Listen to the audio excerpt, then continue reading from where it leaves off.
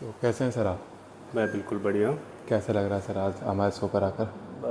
काफ़ी अच्छा लग रहा है एंड आई एम एक्साइटेड कि जो इन्फॉर्मेशन हम शेयर करेंगे that will be helpful for all.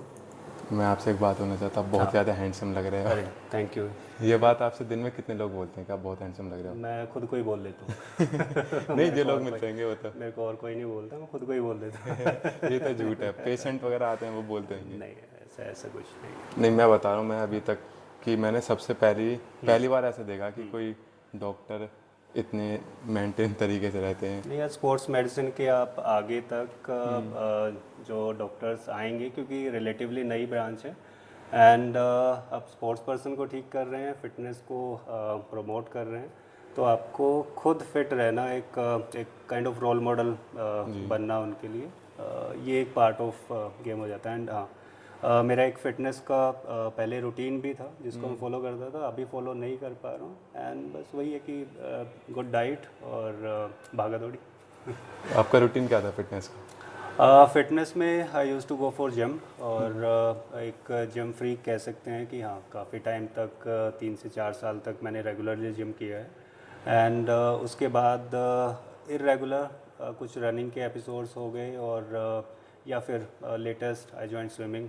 तो जो भी जितना टाइम मिलता है जिस डिवोट की फ़िटनेस एक एवरीडे रूटीन बना के, ताकि सिस्टम बॉडी चलती रहे एंड आप एक फिटनेस फिट माइंड और फिट बॉडी एक मेंटेन कर सकें। मतलब एक तरीके से जैसे फिटनेस से हम अपनी एज को थोड़ा रिवर्स कर सकते हैं, मतलब स्लो डाउन कर सकते हैं।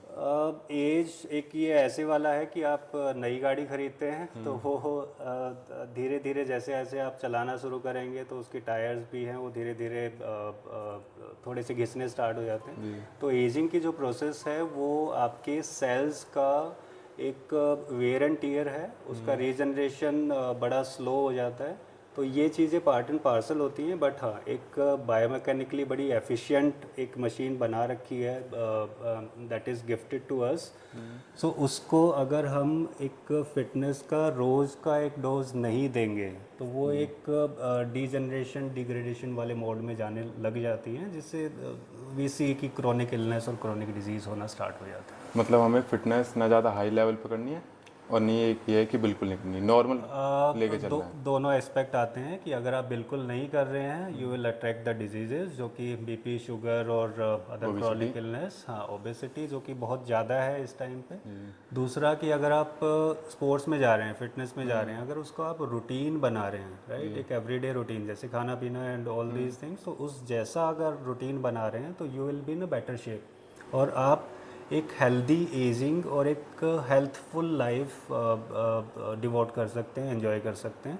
बट हाँ, टू मच जैसे कुछ हैं कि if we start the gym तो हमने 6 महीने बिल्कुल ही सब कुछ लेके दो supplementation and we go overboard, तो इंजरीज़ को हम इनवाइट करते हैं, ठीक है। right? तो एवरीथिंग शुड बी बैलेंस्ड, जो आपका फिटनेस का भी है एंड आपका डाइट का है, और it should be a routine, क्योंकि from childhood to the old age ये एक रूटीन आपको हमेशा फॉलो करना है, because the machine require it. तो जैसे सर आपने जिम के लिए बताया था कि जिम से ये होता है, जैसे मानो कि कोई अपनी जिम स्टार्ट करा, किसी ने जिम स्टार्ट करी है, तो उसमें डाइट का क्या वो रहता है कि डाइट का मेन रोल रहता है? डाइट जैसे गाड़ी में पेट्रोल सेम, आप अगर अच्छी डाइट नहीं ले रहे हैं तो उसमें आप मसल को वेयर एंड टीयर कर रहे हैं due to lifting of the weight, या फिर आप चलो कार्डियो के लिए जा रहे हैं तो उसमें भी आप कार्डियोवेस्कुलर जो अडेप्टेशंस होती हैं those require fuel, right. Basically glucose हो गया, या फिर मसल्स के लिए आपके अमीनो एसिड्स फॉर्म में अपना प्रोटीन एसिमुलेट करना होता है। अगर आप राइट अमाउंट ऑफ ये कॉन्स्टिट्यूएंट्स नहीं देते हैं तो आप या तो ओवर ट्रेनिंग में चले जाएंगे या फिर आपको उतने गेंस नहीं मिलेंगे, राइट। तो हर एक्टिविटी के साथ या जिम मॉड्यूल के साथ आपको डाइट भी उसी के अकॉर्डिंग ऑप्टिमाइज़ करनी है। उसमें ये नहीं होता है कि दो सप्लीमेंट्स एंड ऑल, तो आप अपनी जो नॉर्मल डाइट है उससे भी कर सकते हो। इफ़ सप्लीमेंटेशन रिक्वायर्ड तो एक आप एक रेगुलर वे में एक हेल्दी और एक ट्रस्टेड रिसोर्स से आप उन चीज़ों को ले सकते हैं। तो सर आप सप्लीमेंट्स के बारे में बता रहे हो, तो सप्लीमेंट्स लेना अच्छा है या? सप्लीमेंट्स डिपेंड करता है कि कौन से सप्लीमेंट की बात होती है, बट जो प्रोटीन सप्लीमेंट नॉर्मली जो कहते हैं वो एक ठीक चीज़ है, बिकॉज आपकी डाइट अगर उस चीज़ को कवर नहीं कर पा रही है और आप अपनी बॉडी को एक उस तरीके से पुश कर रहे हैं कि आप थोड़ा सा मसल पे लोड ज़्यादा डाला, आपकी डाइट ना तो इतना बैलेंस हो पा रही है ना उसकी टाइमिंग है ऐसे, तो उस टाइम पे जो ये सप्लीमेंट्स होते हैं जो बेसिकली प्रोटीन्स हैं या फिर मल्टीविटामिन्स हैं, तो उस टाइम पे ज़रूरी हो जाते हैं। कई बार देखा होगा कि आप जिम स्टार्ट करते हैं, जैसे कि आप महीना भर आप वैसे ही जिम कर लो, आपकी बॉडी को रिक्वायरमेंट होगी फिर प्रोटीन स्टार्ट करना है, राइट। वो थोड़ा सा एक ऑपोजिट हो जाता है कि आपकी बॉडी पे वेयर एंड टियर आप पहले डाल रहे हो, you require your nutrients the most eight that time, right. तो उस टाइम पे अगर आप सप्लीमेंटेशन या फिर प्रोटीन लेना स्टार्ट कर देते हैं तो वेयर एंड टियर भी ठीक हो जाता है, आपकी रिकवरी भी अच्छी हो जाती है and you get a habit. आप 20 से 30 दिन या 2 महीने आप एक हैबिट बना लेते हो, एक हेल्दी हैबिट की तरफ जाते हो, तब आप डाइट से उन चीज़ों को ऐड करना स्टार्ट कर सकते हो। अगर इनिशियली आप स्ट्रिक्ट डाइट फॉलो करना शुरू कर देंगे तो nobody will do it, right. तो रिकवरी वाला पार्ट एंड सप्लीमेंटेशन एक केयरफुली प्लान किया जाता है अकॉर्डिंग कि आपके गोल्स क्या हैं, आपकी बॉडी का कितना आप उस पर लोड डाल रहे हैं एंड कौन से ऐसे सप्लीमेंट हैं जो कि आपको रिक्वायर होंगे ही होंगे या फिर आपकी डाइट से भी उनसे काम चल सकता है। तो सर जैसे आजकल बहुत लोग यूज़ कर रहे हैं क्रिएटिन, तो क्रिएटिन सेफ सप्लीमेंट है या नहीं है? क्रिएटिन बिल्कुल सेफ सप्लीमेंट होता है। क्रिएटिन का बेसिकली जो काम है वो है कि आपका एक एसिमिलेशन ऑफ एनर्जी जो कि आपकी मसल्स में एक पावर जनरेट करने के लिए यूज़ होता है। क्रिएटिन अगर एक सर्टिफाइड या सोर्स से लिया जाता है या फिर एक आपके डोजेस जो थेरेप्यूटिक डोजेस हैं उसमें अगर लिया जाता है तो वो सेफ़ है। कुछ केसेस में जैसे किसी को किडनी डिजीज़ है या फिर इम्यूनोलॉजिकली कॉम्प्रोमाइज्ड है, तो उस स्ट्रेटजीज में उसमें इस चीज़ को हम मॉडिफाई करते हैं या फिर क्रिएटिन उनमें लेना हेल्पफुल नहीं रहता है। क्रिएटिन हमें मतलब फिश नॉन वेज से भी तो मिलता है? क्रिएटिन के कुछ सोर्सेज होते हैं जो कि नॉन वेजिटेरियन फूड में हैं, बट आपका जो अगर हम एक मसल गेन की तरफ या फिर हम एंड्योरेंस के लिए भी अगर हम उसमें जा रहे हैं तो क्रिएटिन का आउटसाइड जो सोर्स रहता है जो सप्लीमेंटेशन में होता है वो दैट वर्क्स बेटर। अभी जैसा आपने बताया कि हम अपना फिटनेस स्टार्ट कर रहे हैं, कोई भी गोल है हमारा, तो डाइट एक कंपलसरी है, डाइट बहुत ज़रूरी है। स्लीप कितनी कंपलसरी है उसके लिए? जितना आपका वर्कआउट कंपलसरी है उतना ही स्लीप और एक रिकवरी, क्योंकि स्लीप एक सबसे बेस्ट रिकवरी मेथड होता है। जो जितना भी आपने डे का बॉडी के ऊपर जो इम्पोज किया है आपने, जितना वर्कआउट हुआ है, जितना स्ट्रेस बॉडी के ऊपर आया है, अगर वो स्ट्रेस कम्प्लीटली रिकवर नहीं होगा तो नेक्स्ट आपकी body over reaching over training के मोड में जाती है। तो स्लीप आपको उस फेज से रिकवर करवाती है, बेसिकली रीजुविनेट करती है आपकी बॉडी एंड जो भी न्यूट्रिशन है उसको रेप्लेनिश करती है। अगर ग्लाइकोजन की ज़रूरत है तो वो ग्लाइकोजन को मसल्स में, लीवर में रेप्लेनिश किया जाता है। कितने आवर्स की स्लीप कंपलसरी रहता है? डिपेंड्स कि आपका वर्क लाइफ कैसा है। अगर मैं बोलूँ कि 8 घंटे की जो स्लीप है वो एक एडिक्वेट स्लीप है, लेकिन आपका वर्क ही ऐसा है कि आप 8 घंटे नहीं ले पाएंगे, तो द मैक्सिमम स्लीप जितना आप ले सकते हैं उतना लें। If you are getting up refreshed that means कि आपका स्लीप एडिक्वेट था और अगले दिन लथार्जिक या ऐसा ना लगे तो स्लीप वाज बेटर। तो bye convention 8 hours of sleep is good enough. तो सर जैसे कि मैंने ये भी सुना है कि हमारी बॉडी को हम जिस तरीके से डालते हैं वो चीज़ उसमें डल जाती है ना। तो जैसे हम वर्कआउट कर रहे हैं, अगर हम कम स्लीप ले रहे हैं काफ़ी टाइम तक, तो हमारी बॉडी भी तो उसमें रिकवरी करना स्टार्ट कर सकते हैं ना। बॉडी को ढालना और बॉडी को आपको पुश करना टू द लिमिट्स, वो दो अलग अलग चीज़ें हो जाती हैं। एक अडेप्टेशन होता है कि आपकी जो बॉडी के मैकेनिज़म्स हैं, जो सेल हैं, वो उस चीज़ को एज ए स्ट्रेस लेते हैं कि एज ए अडेप्टेशन लेते हैं, राइट। अगर आप स्लीप डेप्राइव्ड हैं तो उसमें वो आपका stress will be converted into some imperfection in the cell functioning, right. तो वो फिर एक डिजीज़ एंटिटी में कन्वर्ट हो जाता है, वो एक अडेप्टेशन में कन्वर्ट नहीं होता है। तो स्लीप और रिकवरी को कम करके to achieve the bigger target वो नहीं पॉसिबल होता है, क्योंकि रिकवरी इज़ मस्ट कि आपके जो भी आप लोड डाल रहे हो बॉडी पे या जिस भी टारगेट के लिए आप अचीव करना चाह रहे हो, उसके लिए जितना आपने ओवरलोड किया उससे रिकवर करना भी एक इम्पॉर्टेंट एस्पेक्ट होता अगर जैसे कोई बंदा है जो स्पोर्ट्स या फिटनेस में नहीं है, वो सिर्फ अपनी स्टडीज़ पे फोकस करा है, बिजनेसमैन है, तो वो तो अपनी स्लीप थोड़ी कम कर सकता है ना, 5 घंटे 6 घंटे उसमें। अगर आप कुछ नहीं कर रहे हैं, लथार्जिक हैं और फोकसिंग या फिर जो एक बोलते हैं कि मेंटल वर्क कर रहे हैं, तो उसमें तो स्लीप लीस्ट और मोस्ट जितना वो अफोर्ड कर पाते हैं उतना ठीक है, बट वो आपको अडेप्टेशन देगा कि नहीं देगा ये उनके लिए अप्लाई नहीं होता है, राइट।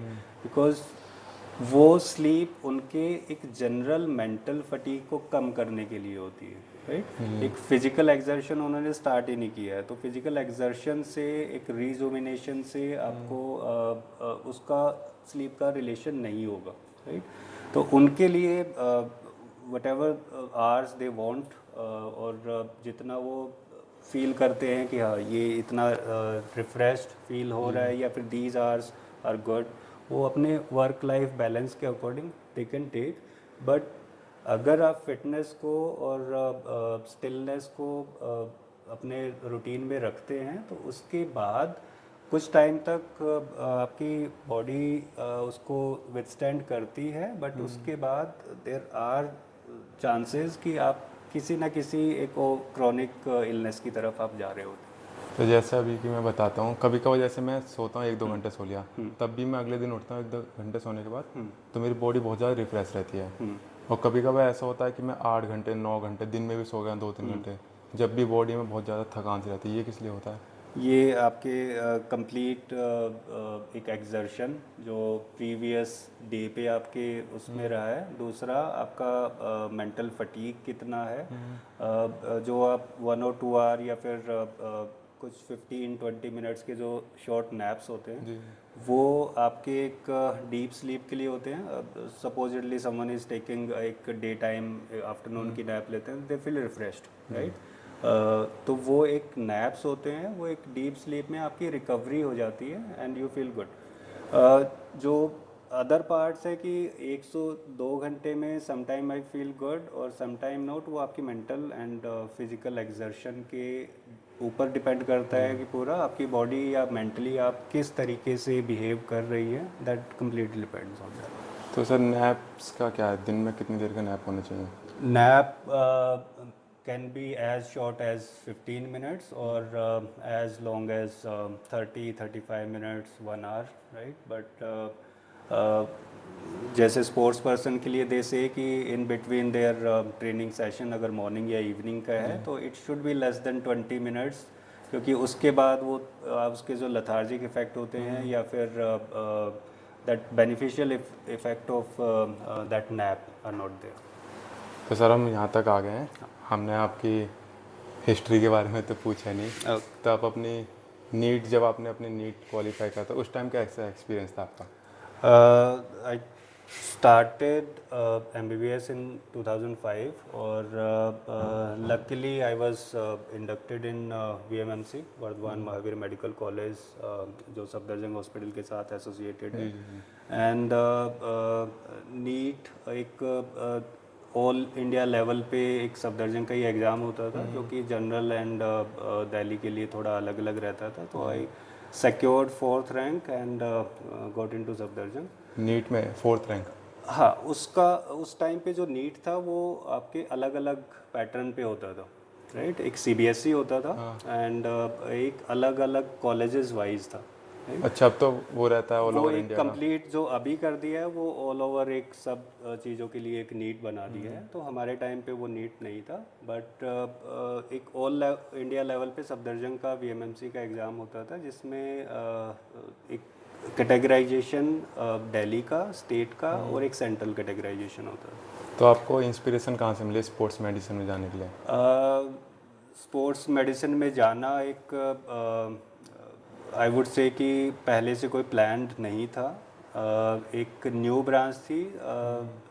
आई थिंक 2015 में पहला बैच स्टार्ट हुआ था। एंड दिस ब्रांच की कितनी रिसेप्टिव होगी या फिर इसका आगे पॉपुलेशन ग्रुप क्या होगा, बड़ा एक निशी फील्ड है कि आप सिर्फ स्पोर्ट्स पर्सन देखेंगे या क्या करेंगे। सो आई took my time. I just left one chance to go into first batch. But हाँ सेकंड में when I go for it तो तब थोड़ा सा माइंड क्लियर था कि स्पोर्ट्स मेडिसिन का जो प्रोस्पेक्ट्स है एंड जो आप प्रोवाइड कर सकते हो वो एक बहुत ही वास्ट है। एंड एक आप एक क्लिनिक बेस्ड, एक मेडिसिन बेस्ड, एक हॉस्पिटल और एक पेशेंट और डॉक्टर बेस से ज़्यादा आप एक फिटनेस के थ्रू आप एक प्रोपेगेट कर रहे हो, आप एक फिजियोलॉजिकल अडेप्टेशन जो एथलीट में होती हैं उसको आप एक सुपर ह्यूमन लेवल तक ले जा सकते हो। So that capability everybody have, और उसको अगर स्ट्रीमलाइन करते हैं so that convert into those medals. और उसमें the person who will be part of the team या फिर heading the team, that will be the sports medicine. So that was I would say my inspiration and that focus कि I have to work in that way। और so I started in sports medicine। New field new try करना था यार। हाँ, एक new field है, exciting field है। कई बार एक स्पोर्ट्स मेडिसिन का थोड़ा सा ये भी आता है कि अवेयरनेस बहुत कम है। Every musculoskeletal injury is orthopaedic injury, ऐसा कुछ है। तो ये उस साइकिल्स को ब्रेक करने के लिए है कि स्पोर्ट्स मेडिसिन आपकी फिटनेस एंथुजियास्ट, बी इट आप डांसिंग में है, स्विमिंग में है, जिम एंथुजियास्ट है, मैराथन के लिए जाना है या स्पोर्ट्स पर्सन है। So sports medicine take care of all the aspect. आपका मेडिकल हो, सर्जिकल हो, आपका परफॉर्मेंस एनहांसमेंट हो, आपका न्यूट्रिशन हो, आपका supplementation and psychology. So it's a complete wholesome thing जो कि आप एक स्पोर्ट्स पर्सन या फिटनेस एंथुजियास्ट को एक अगर जनरल ऑर्डिनरी पर्सन है टू गेट देम फिट, अगर फिट हैं और स्पोर्ट्स पर्सन है to achieve that level of physiology जिसमें कि वो एक फास्ट स्ट्रॉन्ग बेटर वर्जन अपना बन सके। अभी आपने बताया था कि आपने 2005 में नीट क्वालिफाइड हुआ था, है ना? तो आपने प्रिपरेशन कब स्टार्ट करी थी? प्रिपरेशन 12th के बाद ही डिड कोचिंग इन 2004। और उस टाइम पे ओएसिस करियर एज करके था, if I remember it right, Janakpuri में। तो I took 6 month coaching there, but more और लेस वो कोचिंग प्लस सेल्फ प्रिपरेशन दोनों था। एंड सो बस उसको करते करते I took give exams and that's how I cracked. मतलब उस टाइम आपने खाली कोचिंग से और बुक्स, उस टाइम तो इतना इंटरनेट भी नहीं था कि इतने अवेयरनेस भी नहीं थी हमारे पास मॉड्यूल्स होते थे एंड इतना जैसे ऑनलाइन या ऐसा जो अभी हैं जो हम फैसिलिटीज़ अवेल कर सकते हैं वो कम थी। Those were available, but books, study material and those group discussion, problem solving, वो एक मेन स्टे रहता था। एंड दैट आई थिंक कि वो एक बेटर वे है टू टीच। तो अब क्या लगता है आपको कि पहले 2005 में जब आपने एग्ज़ाम दिया था जब टफ था लेवल या इस टाइम टफ है? क्योंकि अब तो बहुत ज़्यादा अपॉर्चुनिटीज़, जैसे ऑनलाइन पढ़ सकते हैं, बुक्स, सब कुछ आ गया है। उस टाइम में इतनी वो नहीं थी। जो नीट का एग्ज़ाम या फिर कोई भी कॉम्पिटिटिव एग्ज़ाम है उसमें जो टफनेस है वो एक डिपेंड करती है कि how prepared you are and how interested you are, right. अगर आपको डॉक्टर बनना है सो जब आप नीट क्रॉस करके जाते हैं देन यू रियलाइज़ कि बहुत ही सिंपल था इसको क्रॉस करना, राइट। एंड जब आप प्रिपेयर कर रहे होते हैं तो उस टाइम पे लगता है कि कितना बड़ा पहाड़ है कि कैसे हो पाएगा। सो जस्ट ये होता है कि फोकस्ड और एक विलफुल अप्रोच से अगर जाते हैं तब it is easy. I won't say कि कुछ टफनेस या ऐसा कुछ कम हो गया, बिकॉज मेडिकल फील्ड है, इट्स एवर इवॉल्विंग।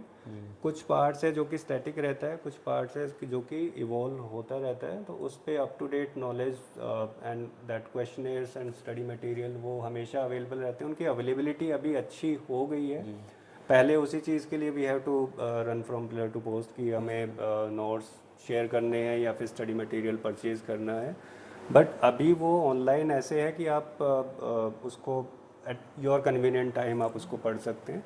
बट हाँ, जितना जितना ये अप्रोचेबल होता जा रहा है वैसे वैसे वी आर एडवांसिंग, तो नया नॉलेज आ रहा है and it becomes tough when you assimilate too much of things at one time. अभी लास्ट न्यूज़ आई थी कि एक लड़के ने यूट्यूब से पढ़कर ही सिर्फ नीट क्वालिफाइड करा था और उसकी 3rd या 4th रैंक आई थी। और यूट्यूब एक आई थिंक एक मीडियम है। अगर मैं किसी को पढ़ा रहा हूँ फिज़िकली, तो वो मैं वही इंफॉर्मेशन मैं अपने स्टूडेंट्स को दे रहा हूँ। If somebody is taking that information एक वीडियो से जो कि यूट्यूब पे डाल दी गई है, राइट, तो सेम इंफॉर्मेशन वो उसको वहाँ मिल रही है, राइट। बहुत सारा ऐसा कंटेंट होता है कि आपके यूट्यूब पे या सोशल मीडिया पे जो कि इररेलेवेंट होते हैं, बट अगर ऐसा कंटेंट है, और ऐसे कंटेंट बहुत सारे हैं कि आप अपने लेक्चर्स या फिर कुछ प्रोसीजर्स या ऐसी चीज़ें यूट्यूब पे होती हैं, तो वो as good as attending the class है। तो या एनीवन कैन डू दैट। जब आपका नीट में कॉलेज में एडमिशन मिला था, जब आप फर्स्ट डे गए थे, जब आपके माइंड में क्या चल रहा था, कैसा एक्सपीरियंस था first time? First I remember कि एक वैसा लगता है कि 2005 इन सफदरजंग अभी सफदरजंग जो बना है वो काफ़ी ग्रो कर गया है। पहले थोड़ा सा पुराने एक उसमें ही क्लासेस होती थी हमारी। सो फर्स्ट तो एक वो रहता था कि एक न्यू है, आगे क्या करना है एंड आगे का जो टाइम है हाउ इट विल गो, और वो year by year day by day unfold होता है। और मेरा बड़ा सा एक फ़नी सा एक्सपीरियंस था कि मैं विद इन 1 वीक हमारी एक लाइब्रेरी होती थी जिसमें हमारे सीनियर रेजिडेंट और जो पोस्ट ग्रेजुएट्स हैं वो स्टडी कर रहे होते थे। तो ऐसे ही घूमते फिरते मैं चला गया, देखा, तो I don't want to demean anyone, but हाँ, वो एक ऐसा होता है कि इतनी सारी आपकी बुक्स हैं एंड देयर इज़ बड़ा सा कप चाय का एंड थोड़ा सा अनहेल्दी वर्जन आ जाता है and those hairs are loss. तो ये एक लाइफ हो जाती है डॉक्टर की। तो उस चीज़ से आई वाज नॉट मैं कन्विंस्ड, और थोड़ा सा एक शौक लगता है कि दोज आर द डेज जो कि हमें भी पार करने पड़ेंगे, तो वो एक लगता है। बट हाँ, जहाँ पे मैं अभी हूँ, तो और the thing which I have got in sports medicine, वो एक डिफरेंट ही एक्सपीरियंस है कि आप इट्स नॉट कि डॉक्टर एक ऐसे ही उसमें हो, राइट। आपको फिट रखने वाला आपसे भी ज़्यादा फिट होगा, तभी आपको फिट रख पाएगा, right. So that's the whole फंडा ऑफ कि स्पोर्ट्स मेडिसिन में कि we meet with the athletes जो कि वी कांट इवन थिंक कि 100 मीटर अगर हम भाग रहे हैं तो वो 9 सेकंड में हो पाएगा कि नहीं हो पाएगा, राइट। बट वही अडेप्टेशन एथलीट्स में हम स्पोर्ट्स साइंसेस के चीज़ें एक्सपेरिमेंट करके, मेजर करके एंड इवन सिंगल एंगल को हम मेजर करके एंड उसके जो एनर्जी पाथवे हैं उसको ऑप्टिमाइज करके, then we are able to achieve. And that's the beauty कि आप अपने इस सिस्टम को उस लेवल तक ले जा सकते हो जो कि नोबडी कैन डिफाइन, राइट। आप लिमिट्स हैं, आप पहले 9 सेकंड का एक टारगेट था, now we are coming below 9। तो we are each day each year just breaking the shackles of our physiology, जो एक गिफ्ट हमें मिली है। तो जैसे आपने देखा होगा जिन लोगों का यहाँ पे नीट क्वालिफाइड नहीं हो पाता वो फॉरेन में चले जाते हैं स्टडीज़ करने के लिए, क्या वो सही है या बेकार है? सी एजुकेशन कहीं पे भी हो, it should be good. I think जो यूनिवर्सिटीज़ इंडिया ने उनको जो रिकॉग्निशन दे रखी है या फिर जिनकी रिकॉग्निशन यहाँ पे है, उनका curriculum I think is based, मैंने डिटेल में जाके उनको नहीं देखा and I was never interested ये ऐसे कि फॉरेन में जाके I have to pursue it. But जहाँ तक मुझे लगता है कि they come back and they go through those NBE का एक रिगरस टेस्टिंग। अच्छा, वहाँ से पढ़ के आते हैं फिर यहाँ पे एग्ज़ाम देना होता है? हाँ, अगर यहाँ पे प्रैक्टिस करनी है तो they have to go through that process of clearing this one. हाँ, पहले ये होता था कि उसका पासिंग परसेंटेज बहुत कम होता था, बट अभी धीरे धीरे इट्स गोइंग अप। बट कुछ फ़र्क पड़ता है। आई हैवंट रियली एक्सपीरियंस कि वहाँ पे जो लर्निंग है वो कैसी है, या फिर एक्सपीरियंस जो शेयर किया जाता है वो गुड और वेरी गुड दोनों ही है, राइट। तो द थिंग इज़ कि आप जिस पैशन के साथ या जिस चीज़ के लिए आप निकले हो, उस चीज़ में उसको अचीव करने के लिए आपको अगर इस रूट से जाना है तो you can go for it, और आप मेडिसिन में किसी भी साइड से कंट्रीब्यूट कर सकते हो। अब सर जैसे किसी को स्पोर्ट्स मेडिसिन का डॉक्टर बनना है तो किस तरीके से बन सकते हैं? अब जैसे Okay, आपकी वीडियो देख के कोई मोटिवेट हो जाता है कि अब मुझे नहीं, ये बनना है? स्पोर्ट्स मेडिसिन एक अपकमिंग और बहुत ही एक यूनिक ब्रांच है। आई वुड से कि एक हमारे सीनियर होते थे कि उनका एक कहना था कि हम पेशेंट को ठीक नहीं करते, मतलब पेशेंट को तो ठीक हम करते ही करते हैं, we make the human super human, right. तो स्पोर्ट्स मेडिसिन बेसिकली एक स्पोर्ट्स पर्सन को एक एरिना में रख के and fitness enthusiast and the general population, ये 3 लेयर होती हैं, and we have to take care of everything. कि स्पोर्ट्स मेडिसिन पर्सन के लिए पहले अगर किसी को चोट लगती थी या कोई बीमारी होती थी तो दे हैड डिफरेंट स्पेशलिटी, की मेडिसिन के पास जाना है, सर्जरी के पास जाना है, ऑर्थोपेडिक्स, फिजियोथेरेपी या फिर न्यूट्रिशन के लिए अलग अलग जाना है। इस चीज़ों को कंबाइन करके they started sports medicine, and ये आपके इंटरनेशनल एरिना पे ये बहुत सालों से है। अच्छा, इंडिया में डिप्लोमा इन स्पोर्ट्स मेडिसिन था पटियाला में, it was from I think 1990 के अराउंड से था, but MD in sports medicine MBBS के बाद एक स्पेशलाइज्ड या फिर सुपर स्पेशलाइज्ड एक करिकुलम के साथ आई थिंक सबसे पहले FMC में स्टार्ट हुआ था around 2014, then it started in sports injury centre Safdarjung, जो नॉर्थ इंडिया में पहला एक सेंटर था और एक सेंट्रल गवर्नमेंट का एक टारगेट था। सो इसका जो मेन टारगेट है वो एक कंप्लीट परफॉर्मेंस ओरिएंटेड एक केयर देना है, अंडर वन रूफ केयर देना है। अगर किसी को इंजरी है या इंजरी प्रिवेंशन भी करना है, बिकॉज इंजरी अगर हो जाती है तो कोई एथलीट को चोट लगी तो he will be side lined, right. उस इंजरी को प्रिवेंट करना, that is the main target. If somebody is performing at one particular level, उसको ऑप्टिमाइज करना, राइट, उसको और एनहांस करना, राइट, डोपिंग फ्री रखना, राइट। बहुत सारी न्यूज़ आती हैं कि हम टॉप कर गए हैं डोपिंग में, ओलंपिक में, और ये इन चीज़ों को निगेट करना, क्योंकि आपके साथ या फिर जो स्पोर्ट्स स्टाफ है या जैसे भी आपने कुछ परफॉर्मेंस एनहांस करने के लिए चीज़ें लेना चाहते हो, तो those are without checks, right. और एक रॉन्ग रोल मॉडल या ऐसा कुछ सेट कर दिया जाता है कि आप ये ले लो, कुछ नहीं होगा, आप ले लो, ठीक है। तो ये इस चीज़ को बढ़ावा ना मिले, एक उनकी एथलीट की हेल्थ ख़राब ना हो और करियर ख़राब ना हो। समबडी किसी ने ले लिया सपोजिटली और टेस्टिंग हुआ और उसके बाद केम आउट पॉजिटिव, गेम से बाहर, ठीक है, एंड दोज हेल्थ वाइज कितना फ़र्क पड़ेगा, दैट आने वाली ईयर्स में उसको खुद ही पता चलेगा। द थिंग जो कि स्पोर्ट्स मेडिसिन के एरिना के अंडर आता है, एंड स्पेशली जो एक है कि child sports person, the most neglected one, जो कि इंडिया के सिनेरियो में है। एक एज होती है कि आप स्पोर्ट्स पर्सन्स आप क्रिएट करते हो to achieve that level of eliteness आपके 80s में 60s में एंड upwards, right. Child growth and maturation के फेज से निकलता है, राइट।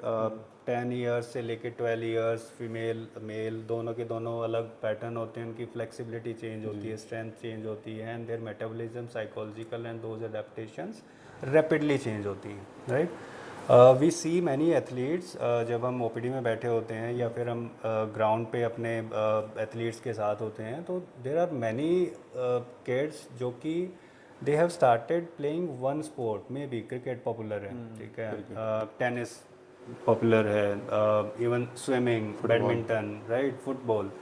तो 6 साल से 5 साल की एज से they are just going for that sport, right, जो कि एक आपकी मल्टीलैटरल डेवलपमेंट को नहीं होने दे रहा है। वो एक ही एनर्जी सिस्टम, एक ही पाथवे को ही बार बार ओवर ट्रेन कर रहे हैं, एंड द पर्सन लैंड, छोटा बच्चा जो है वो लैंड करता है 11-12 साल में ऐसी इंजरी लेके जिसको रिकवर करने में ही उसको टाइम लग जाएगा, या फिर ऐसी इंजरी जो कि इररिकवरेबल फेज में चली जाती है, राइट। अगर ग्रोथ मैचुरेशन एक बड़ा ये रहता है कि इनिशियली जैसे ही इसको हम अर्ली स्पेशलाइजेशन बोलते हैं कि 6 साल से स्टार्ट कर दो, एक ही गेम खिलाओ तो जल्दी अडेप्टेशन आ जाएंगी, बट ये आपके चाइल्ड के राइट्स को भी आप ओवरराइड कर रहे हो कि उसकी विल नहीं है, right, he is just following your will. उसका मैचुरेशन, उसका साइकोलॉजिकल जो डेवलपमेंट है, उसकी जो डिसीजन लेने की पावर है रिगार्डिंग स्पोर्ट्स एंड एवरीथिंग, वो बाद में जाके डेवलप होनी है। अब 6 साल में उसके ऊपर इतना इम्पोज कर दिया है, आप अगर इंजरीज में जाता है, राइट, सो वो रेस्पॉन्सिबिलिटी एक पेरेंट्स या सपोर्ट स्टाफ की बनती है, नहीं बनती है, ये एक डिफरेंट मैटर हो जाता है। बट हाँ, देयर आर मैनी थिंग्स कि एक स्पोर्ट खेलते आ रहे हैं एंड देन एक मेडल आ जाता है छोटे लेवल पे, आप स्कूल में हो गया या फिर एकेडमीज में हो गया, 1 medal came, then the whole game start की आपका, ठीक है, sports staff, coaching and everything, they start pushing कि ठीक है अब ओलंपिक आगे है। बट वो एक उस चीज़ को भूल जाते हैं कि अभी जो है वो चेंजेस काफ़ी आने हैं और उसी के अकॉर्डिंग हमें मॉड्यूलेट करना है, right. They keep pushing and then जब उस स्टेज पे आते हैं कि जिस स्टेज पे उनको रिकवरी ज़्यादा चाहिए, उस स्टेज पे they are accelerating and putting more load, ठीक है, कि ज़्यादा खेलो, एक मेडल और आ जाएगा। But we have seen unfortunately 14-15 years वाले जो कि ऐसी injury, back injury, shoulder injury, even ankle, knee का हो गया, जो कि ऐसी है कि उनका that phase will be lost and the all the progression वो लॉस्ट, और हो सकता है कि वो एलीट लेवल तक पहुंच ही नहीं पाते। तो सर जैसे राइट टाइम क्या रहता है किसी भी चाइल्ड को स्पोर्ट्स में डालने के लिए? 14, 15, 20? हाँ, ये एक काफ़ी पेरेंट्स का और गार्जियंस का एक क्वेश्चन रहता है कि कब स्टार्ट कर सकते हैं खेलना। ये कुछ स्पोर्ट्स हैं जिसमें अर्ली स्पेशलाइजेशन काफ़ी अच्छा रिजल्ट देता है, जैसे स्विमिंग हो गया, राइट, उसमें अर्ली स्टार्ट कर सकते हैं। जिमनास्ट हो गया, फिगर स्केटिंग हो गया, तो जिसमें फ्लेक्सिबिलिटी रिक्वायर्ड है, तो और ये ऐसे स्पोर्ट्स हैं जिसमें आप 3, 4, 5 साल, 4 साल से ऊपर आप इस स्पोर्ट्स में स्पेशलाइजेशन स्टार्ट कर सकते हैं, राइट। बाकी जो स्पोर्ट्स हैं जो कि स्ट्रेंथ पावर बेस्ड हैं, बेसिकली जो ओवरहेड स्पोर्ट्स हैं, जैसे टेनिस हो गया, बैडमिंटन हो गया, फुटबॉल जो लोअर एक्सट्रीमिटी पे डिपेंडेंट ज़्यादा है, रेसलिंग हो गया, तो उसमें जो एक रिक्वायरमेंट होती है वो सिर्फ आपका एक पावर जनरेशन आपकी हैंड से नहीं है, राइट। तो आपकी जो मसल की स्ट्रेंथ और पावर और उसका कन्वर्जन इनटू स्पीड, राइट, और एक पर्टिकुलर आपके न्यूरोमस्कुलर सिस्टम का एक मैचुरेशन होना, दैट इज़ रिक्वायर्ड। और वो एक मल्टीलैटरल ग्रोथ एक वर्ड है जो कि जिसका मतलब ही यही है कि जैसे पहले बच्चे होते थे कि आपके 6 से 9 साल तक, 10 साल तक वो इधर उधर हर चीज़ खेलते थे, रनिंग हो गया, जंपिंग हो गया, दोस्त क्लाइंबिंग फ्रॉम द ट्रीज और ये सारी चीज़ें रहती थी। तो वो एक एक हर एस्पेक्ट को, आपकी स्पीड को, हर एंड्योरेंस को, पावर को, हर चीज़ को टच करता था। They were developed into a wholesome package. उसके बाद अगर हम एक स्पोर्ट्स की स्पेशलाइजेशन अगर उस बेस के ऊपर अगर हम स्टार्ट करते हैं, then results were marvellous. Mean उनके बाद आप उस एलीट स्टेटस तक जाना एक इजी अप्रोच होता था। तो अगर हम ओवरहेड स्पोर्ट्स की बात करते हैं तो specialisation can be started with other sports. 8 साल से हम स्टार्ट कर सकते हैं। 6 साल से सिर्फ टेनिस पे स्टार्ट करना एक थोड़ा सा अर्ली हो जाता है। रेसलिंग के लिए then again 8 to 10 years, right. एक जब भी ओवरहेड स्पोर्ट्स या फिर ऐसे स्पोर्ट्स हैं जिसमें आपको ट्रेनिंग की ज़रूरत होती है या फिर एकेडमी की ज़रूरत होती है, तो वहाँ पे एक स्पोर्ट्स स्पेसिफिक ट्रेनिंग काफ़ी पॉपुलर तरीके से की जाती है। और ज़्यादा चीज़ों के लिए एक एक्सपोजर नहीं रहता, राइट।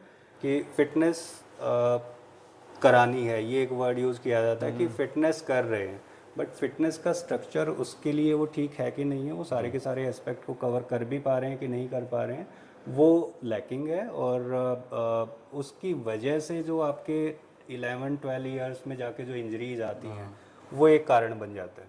तो स्पेशलाइजेशन का आपके चाइल्ड की मैच्योरेशन पे, उसकी ग्रोथ के ऊपर, उसका मेंटल डेवलपमेंट अभी कितना हुआ है, क्रोनोलॉजिकल एज क्या है या फिर मैच्योरेशनल एज क्या है उसकी। कई बार ऐसा भी होता है कि बच्चा जो है वो थोड़ा सा यंग दिखता है बट एज थोड़ी सी ज़्यादा होती है, राइट। तो ये एक आपकी बोर्न एज, मैच्योरेशन एज बिल्कुल डिफ़र करती है क्रोनोलॉजिकल एज से। तो वहीं पे एक स्टेप इन होता है कि स्पोर्ट्स साइंस, स्पोर्ट्स मेडिसिन की वो सारी जो चीज़ें हैं कि आपके जो एथलीट हैं वो किस स्टेट में है, वो फिटनेस के कौन से चीज़ को मिस कर रहे हैं जो उनमें होना चाहिए, are they doing it more जिससे रिकवर नहीं कर पा रहे हैं, या फिर जो छोटे से एक्स एंड पेन्स है, शोल्डर पेन है, नेक है, आपकी बैक में पेन है, नी में पेन है, तो वो उनको वो इग्नोर करना चाहिए कि उस पर दे just take a step back, evaluate completely and then see कि आगे कैसे बढ़ना है। जैसे हमारे we induct our young athlete जो भी हमारे पास आते हैं, वी आज द पेरेंट्स कि आप 6 ईयर्स, 7 ईयर्स, 8 ईयर्स जब भी आप स्टार्ट कर रहे हैं, take a help of sports medicine doctor, क्योंकि ये स्पेशलिटी उन्हीं के लिए ही है, राइट। तो उसमें if those testing are required, we go through those rigorous test ताकि उसकी फिटनेस का पता चले। कुछ ऐसे डिजीज़ होते हैं जो कि बाद में जाके एक्सप्रेस होते हैं, राइट। तो उनका एक सिम्टम अगर है तो उसको पहले से पकड़ के एंड देन प्रिवेंशन स्टार्ट की जाए, and how well he is recover from the overload, या फिर जो स्पोर्ट्स खेल रहे हैं, या फिर कोई अगर ऐसी एक्स एंड पेन्स हैं तो उसको हम कैसे एक इंजरी प्रिवेंशन प्रोग्राम में कन्वर्ट कर सकते हैं, न्यूट्रिशन उसका कैसे हम ऑप्टिमाइज़ कर सकते हैं। एंड एंक्सियस होते हैं बच्चे बहुत, पेरेंट्स की ये किया आता है कि जैसे रैली खेलता है तो ठीक है, जैसे ही मैच खेलना स्टार्ट किया तो एक कॉमन सा आ जाता है कि वॉशरूम जाना, फ्रिक्वेंटली नर्व्स लूज़ कर जाना, या फिर थोड़ा सा एंक्शियस हो जाना, घबरा जाना। तो ये चीज़ें हैं, उसमें sports medicine doctor can help, और उसमें एक psychological aspect because he is growing, right. और ये वाले पार्ट आएंगे वो आपके एलीट एथलीट में भी आते हैं, बट इस चीज़ों को आप कितना कम कर सकते हो और इस चीज़ को टैकल कैसे करना है, that is done with the sports medicine doctor. और एक आपके पास स्पेशलिटी है कि आप एक कंप्लीट परफॉर्मेंस के लिए, एक फिटनेस के लिए, एक सजेशन के लिए you can always go for. तो सर जिम स्टार्ट करने का क्या टाइम है, 18+? जिम के लिए जो जब हमें स्ट्रेंथ ट्रेनिंग हमें एथलीट की भी करानी होती है, तो 8 ईयर्स से ऑनवर्ड्स बॉडी वेट ट्रेनिंग होती है कि आपको एक्स्ट्रा वेट लेने की ज़रूरत नहीं है, आपकी बॉडी इनफ है, you go for that hanging वाली चीज़ें हैं, स्क्वाट्स हो गए, लंजेस हो गए, दैट फ्लेक्सिबिलिटी। तो till the time maturity is reach 13-14 years तक, तो एक्स्ट्रा वेट की बहुत कम ज़रूरत पड़ती है। अगर पड़ती भी है तो those medicine balls are there, और कुछ रेजिस्टेंस बैंड का यूज़ कर सकते हैं, और लाइट डंबल्स अगर वो एक स्पोर्ट स्पेसिफिक एक मोशन पैटर्न को टारगेट करना चाह रहे हैं तो वो कर सकते हैं। And then if you want to consolidate कि एक जिम के लिए एक आपको स्ट्रेंथ एंड कंडीशनिंग के लिए ही जाना है, then those are the time जिस पे आप अपना लोड बढ़ाना शुरू कर सकते हो, right. So those after maturation is over आपके 12, 13, 14 ईयर्स में, एंड देन कंसोलिडेट। मतलब ये 18 प्लस वाला जो ये मिथ है जिम के लिए। 18 प्लस वाला बिल्कुल मिथ है, एक जिम का ही एक मिथ बना रखा है कि जिम में आपको जो जितने भी वेट हैं वो सारे नहीं उठाने हैं जाके, राइट। सो उसमें आपके लाइट वेट भी होते हैं, there are multiple machines available, और एक जिम एक फिटनेस एरिया है, राइट। तो उसको जब तक आप एक फिटनेस एरिया की तरह यूटिलाइज करते हो अपनी फिटनेस के लिए, तब तक वो ठीक है। अगर जिम को हम ऐसे सोचते हैं कि सपोजिटली एक जो वेल मेड एथलीट है, जो रेसलर है, या फिर एक स्ट्रेंथ ट्रेनर है, स्ट्रेंथ एंड कंडीशनिंग के लिए ही काम कर रहा है, तो वो अपना लेग प्रेस पे ही कैन गो 300 प्लस 200 प्लस से ऊपर जा सकता है। वो एक if somebody is going to gym, वो उसका टारगेट नहीं है, राइट।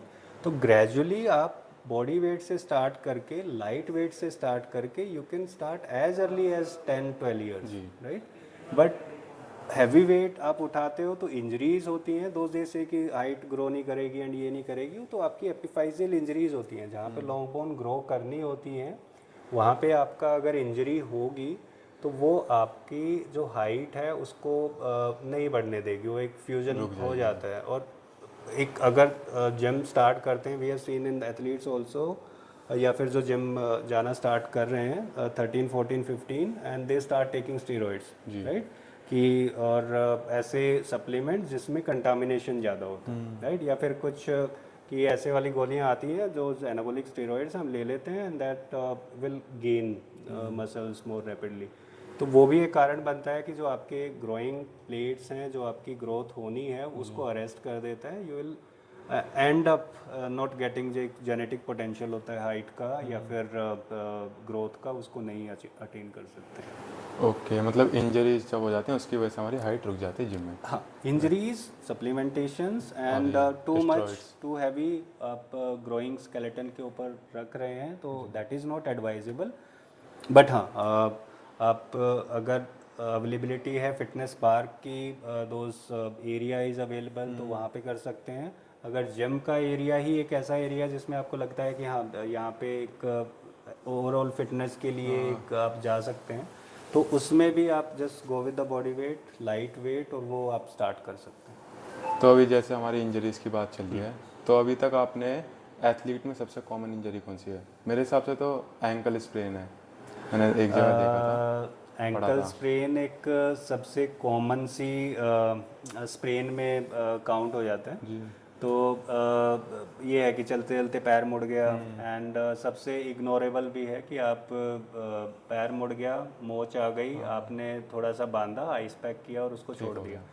वो आपके normal day to day life में थोड़ा सा ठीक काम कर जाता है कि ठीक है, एंकल के जो लिगामेंट्स हैं, अगर मेजर इंजरी नहीं है तो उसमें वो हील हो जाएगा, body starts to heal by itself, और वो डे टू डे में काम कर जाता है। मगर अगर एथलीट है, समबडी हु इज़ देयर, और उसको बैलेंस की ज़रूरत है, तो वो ankle sprain will convert into other injuries दोबारा एंकल स्प्रेन होने के लिए। तो उसको रिहेबिलिटेशन करना बड़ा ज़रूरी होता है विद प्रॉपर मेथड्स। दूसरा, हाँ, जो सबसे ज़्यादा इंजरी जो अभी बहुत ज़्यादा है या फिर सर्जिकली जो सबसे ज़्यादा आती है, वो है ACL का लिगामेंट का टीयर। ACL तो जो नी में है कि फुटबॉल खेल रहे हैं और या फिर रनिंग के टाइम पे अनइवन सरफेस पे पैर आ गया, या फिर सीढ़ियों से गिर गए, या फिर नया एक मेथड अभी आया है एटियोलॉजी ऑफ इंजरी की, स्कूटी से गिर गए, राइट। तो उसमें ACL के इंजरी के चांसेस ज़्यादा होते हैं, एंड वो एक मोस्ट कॉमन इंजरी ऐसी है कि जिसको हम सर्जिकली, एक आर्थ्रोस्कोपिकली उसको ठीक कर सकते हैं, और एक मोस्ट कॉमन डन प्रोसीजर है जो कि एथलीट्स में किया जाता है। ACL क्या, एक तो CFL होता है आई थिंक है ना, तो ये क्या होता है ACL भी? CFL जो है वो आपका कैल्केनियोफिबुलर लिगामेंट है, जो कि एंकल में है, जो कि आपके साइड वाला जो लिगामेंट रहते हैं उसका एक पार्ट है, जो कि एक मोस्ट कॉमन लिगामेंट ATFL जिसको बोल देते हैं, उसके साथ वाला ही एक सपोर्टिंग लिगामेंट रहता है। ACL आपका नी के अंदर लिगामेंट है, जिसको एंटीरियर क्रूशिएट लिगामेंट बोलते हैं। तो वो एक पिवेटिंग कोई एक्टिविटी होती है, उसमें सडनली नॉन कांटेक्ट जैसे स्पोर्ट्स है कि पैर फंस गया ग्रास में, दो स्केट्स फंस गए, बॉडी रोटेट हो गई, तो उसमें एक कट की आवाज़ आ गई, या फिर फुटबॉल में ऐसा होता है कि एक सडन मूवमेंट हुई, तो उसके बाद ACL टीयर के चांसेस ज़्यादा रहते हैं। सबसे ज़्यादा प्रोसीजर इसके इसलिए सक्सेसफुल हैं कि आर्थ्रोस्कोपिकली एक एडवांस्ड मैन्यूवर्स आ गए हैं, जिसमें हमें पहले ओपन से करते थे, अब हम आर्थ्रोस्कोपिक प्रोसीजर्स पे आ गए हैं। आपके जो इम्प्लांट के जो टाइप्स हैं वो भी चेंज हो गए हैं, and it becomes much easier also, कि आप जब खेलना जाने की जो स्पीड है वो आप वो टाइम घटा सकते हो, राइट। तो जैसे ACL की सर्जरी हुई, एंड इसमें जो ऋषभ पंत हैं जो अभी क्रिकेटर हैं वो एक प्राइम एग्जांपल हैं, उनके तो मल्टी लिगामेंटस इंजरीज थी। So rehabilitation, surgery and pre rehabilitation, आपकी सर्जरी से पहले वाला पार्ट, वो एक कोऑर्डिनेटेड अंडर वन टीम किया गया था। That's why he recovered with in 6-7 months, right. यही ACL की सर्जरी में जो अभी बहुत सारे ऐसे एथलीट आते हैं जो कि सर्जरी करा लेते हैं, बट दूसरी कंडीशन के साथ कि पैर नहीं मुड़ रहे हैं, रनिंग नहीं कर पा रहे हैं, या मैं ऑल टुगेदर खेल ही नहीं पा रहे हैं, right? तो वो एक एस्पेक्ट बड़ा कॉमन है। सर्जरी भी जितनी बढ़ रही है उतने ही रेशियो इन चीज़ों की भी बढ़ रही है। वो कारण ये हो जाता है कि आपकी सर्जिकल टीम अलग है, आपका जो रिहेबिलिटेशन टीम है वो अलग हो गया, कोऑर्डिनेशन नहीं है, एथलीट का जो स्पोर्ट्स है वो सर्जिकल टीम को नहीं पता कि इसमें क्या रिक्वायर्ड होगा। जो रिहेबिलिटेटिव टीम है दे ट्राई देयर बेस्ट कि आप कैसे उनको वापस ला सकते हो, बट सर्जरी से पहले भी अगर स्पोर्ट्स के अकॉर्डिंग उनको रेडी करके देन प्लान करके सर्जरी करके एंड देन एक गोल रख के चलें कि स्पोर्ट्स ये है, हमें मूवमेंट पैटर्न इसी चीज़ पे रखते हैं जो कि हम अपने सेंटर पे करते हैं, तो उसमें आपका जो रेट है to return back to sports वो काफ़ी हद तक बढ़ जाता है, राइट। तो एक कोऑर्डिनेशन और एक there has to be someone जो कि इस चीज़ को कोऑर्डिनेट कर सके। तो इसी चीज़ के कोऑर्डिनेशन अगर सर्जिकल एस्पेक्ट में हम बात करें तो स्पोर्ट्स मेडिसिन डॉक्टर है जो कि इन तीनों एस्पेक्ट को कोऑर्डिनेट करते हैं और उस टीम को हैंडल करते हैं जो कि इस चीज़ के करने में एवरी एस्पेक्ट पे उसको एक पार्ट उनका रहता है। तो सर अभी कल परसों की बात है, कुछ दिनों पहले मैं एक वीडियो देखी थी, उसमें ये बता रहा था कि जो डॉक्टर्स होते हैं वो जानबूझ के अगर थोड़ी सी भी दिक्कत है जब भी उसे सर्जरी के लिए बोल देते हैं ताकि वो अपने पैसे बना सकें। तो ये हकीकत है क्या? ये एक ऐसा होता है कि आपकी जो कि पैसे बनाने वाला जो ये है, ये एक ऑल टुगेदर गलत वाला ही एक प्रोपगेशन किया जाता है, क्योंकि अगर आप पर से अगर डॉक्टर को लेते हो तो एक सिंपल उनका एक ही मोटिव रहता है कि आपके पेशेंट्स आप कैसे ठीक कर रहे हो, एंड पेशेंट ठीक होने के बाद जो आपको एक फीडबैक मिलता है उसी के लिए most of the patients work, most of the doctors work, right. Satisfaction के लिए एक हाँ कि आप जिस प्रोफेशन में आए हो you are doing your 100%, right. दूसरा कि चीज़ नहीं थी और ये चीज़ कर दी, वो उस चीज़ पे I agree and disagree both, क्योंकि बहुत सारे जगह ऐसी हैं जहाँ पे ये ऐसी चीज़ें हो भी जाती हैं कि एक सिंपल सी ACL की टीयर है उसको इमरजेंसी करके ऑपरेट हो जाते हैं, एंड बैक पेन जो कि बहुत ऐसा चल रहा है कि डिस्क MRI करवाया और आप तो सर्जिकल कैंडिडेट हो गए। तो ऐसी चीज़ें आई वोंट से कि पर डॉक्टर कर रहे हैं, बिजनेस हाउसेज आर देयर, वो एक अलग मोटिव जिनका है वो हो सकता है, बट कि जिस चीज़ के लिए अगर if I take an example of ACL only, अगर मैं नी का ही या मैं शोल्डर का ही एग्जांपल लेते हैं, तो हम क्लिनिकली एग्जामिन करते हैं, वी सी कि स्पोर्ट्स कौन सा खेल रहे हैं, क्या मैकेनिज्म क्या था, अभी किस लेवल पे है, एंड क्लिनिकली हमें एक रफ आइडिया होता है कि this will be the injury. We go for diagnosis, एक आपके MRI एंड एक्सरे का सहारा लेके कि ये एक चीज़ हो सकती है। बट आर्थ्रोस्कोपिकली एक वैसा होता है कि we see through the scope, वो हम अपनी आंखों के सामने देख रहे हैं, तो उसमें कुछ इंजरीज ऐसे होती हैं, जैसे कार्टिलेज की इंजरी ACL की इंजरी के साथ बड़ी कॉमन सी है, तो वो कई बार MRI में भी मिस हो जाती है, एंड क्लिनिकली भी पेन इतना ज़्यादा होता है तो वो मिस होने के चांसेस होते हैं। तो वैसे वाली इंजरीज कई बार ऐसा होता है कि हाँ ये इंजरी तो है ही, उसके साथ में ये इंजरी थी, और जो MRI में नहीं है। जो MRI में एक क्लियर कट पिक्चर नहीं आई, क्योंकि MRI भी विल बी कवरिंग 80-85% स्पेसिफिसिटी के साथ वो काम कर रहा होता है। तो ऐसे प्लस एंड माइनस हो सकता है, बट ऑल टुगेदर की छोटी चीज़ को बड़ा, ये एक ये चलता रहेगा। ये वही है कि सोशल मीडिया जितना ग्रो करता है मतलब वैसे ही ये चीज़ें भी ग्रो करती हैं। बट हाँ, there are good persons who are in good number, there are few people जो कि बहुत कम है, बट हाँ ठीक है, वो अच्छाई भी और बुराई दोनों चीज़ें होती हैं, वो सब जगह सबके साथ लेवल बना रहता है। वो एक वही है कि एक कोई एक छोटी सी चीज़ अगर ऐसा कुछ होता है, so that is propagated good. But हाँ, एवरी डॉक्टर ट्राइज कि जो आपकी जो ट्रीटमेंट है वो एक बेस्ट पॉसिबल एक ह्यूमैन वे में हो, क्योंकि ये जो स्टार्ट किया जाता है to come through all those years, ठीक है, तो लास्ट में जाके एक ही रहता है कि what you started with and what you are giving at the best, right. तो वो एक सेटिस्फैक्शन इज ऑलमोस्ट एक गॉडली एक सेटिस्फैक्शन की तरह होती है कि yes they have achieved something and they are doing in a good faith, right. जो दूसरे वाले पार्ट हैं वो एक वही है कि we can't negate, we can't say yes, right. तो सर मेरा पर्सनली मेरा ये क्वेश्चन है, जैसे कि कोई एथलीट, जैसे मैं भी रेसलर हूँ, हमें इंजरी हो जाती है, मुझे भी 1.5 साल से ज़्यादा हो गया, एंकल में इंजरी अभी तक ठीक नहीं हुई, तो इस टाइम में मतलब बहुत ज़्यादा डीमोटिवेट होते हैं, इस टाइम को कैसे मोटिवेशन में कैसे करें, किस तरीके से कवर करें? इंजरीज का जो पार्ट है वो एक ऐसा पीरियड होता है जिसमें आपको मेडिकल और एक थेरेप्यूटिक, जैसे हम सपोर्ट करें कि ठीक है पेन को कम करना, इंजरी को रिहेबिलिटेट करना, उससे ज़्यादा जो सपोर्ट चाहिए होता है that is the mental one, right. क्योंकि आप जिस फ्लो पे चल रहे थे उस पे ब्रेक लग गया, उस फ्लो पे ब्रेक अगर लग गया तो उसके बाद आपको क्या करना था वो तो प्लान किया नहीं है आपने, ठीक है।